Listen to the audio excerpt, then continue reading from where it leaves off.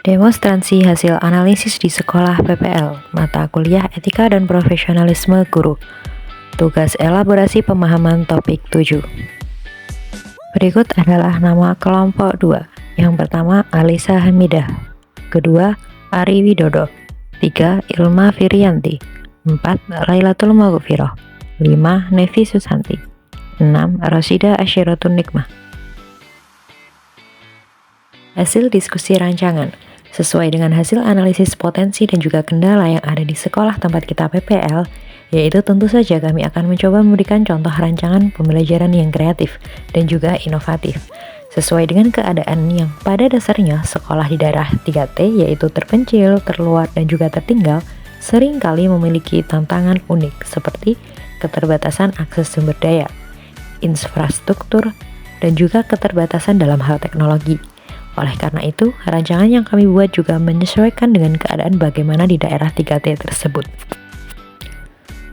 Potensi. Yang pertama, potensi yang kami miliki adalah keanekaragaman budaya.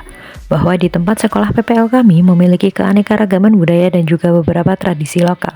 Sehingga hal tersebut dapat dimanfaatkan untuk membuat pembelajaran yang relevan dan juga menarik bagi siswa. Misalnya, dengan membuat perencanaan yang menerapkan pendekatan Cultural Responsive Teaching atau CRT.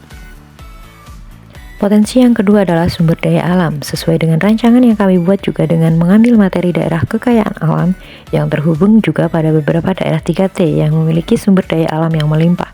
Sehingga dalam pembelajaran kali ini kita dapat merancang untuk membahas keberlanjutan lingkungan dan juga bagaimana pemanfaatan sumber daya secara bertanggung jawab.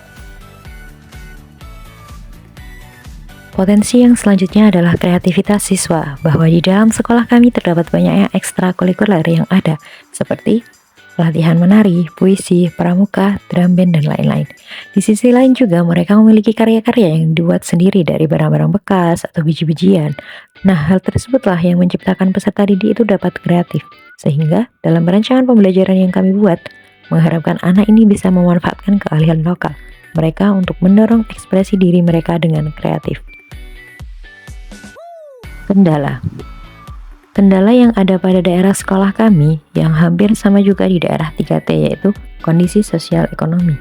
Bahwa kondisi sosial ekonomi mereka yang rendah dapat mempengaruhi motivasi dan ketersediaan siswa untuk belajar. Selain itu, masalah sosial lainnya yang dapat menjadi hambatan dalam sebuah pembelajaran. Apakah rancangan pembelajaran yang telah didemonstrasikan termasuk rancangan yang kreatif dan juga inovatif? Mari kita bahas di slide selanjutnya.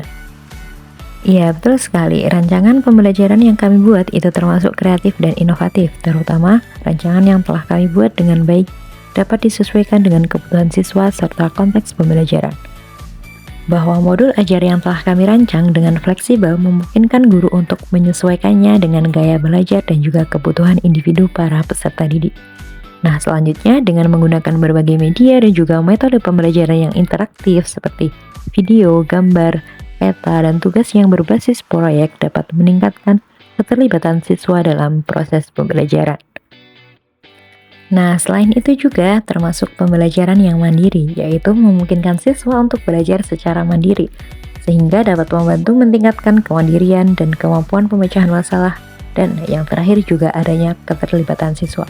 Bahwa dengan merangsang kreativitas dan juga pemikiran kritis siswa, karena mereka seringkali mendorong siswa untuk berpikir secara aktif dan kreatif, sehingga dapat mengembangkan solusi untuk masalah yang diberikan, dengan memanfaatkan berbagai elemen kreatif dan inovatif dalam rancangan modul ajar yang telah kami buat, sehingga guru dapat menciptakan pengalaman pembelajaran yang lebih menarik, efektif, dan sesuai kebutuhan siswa.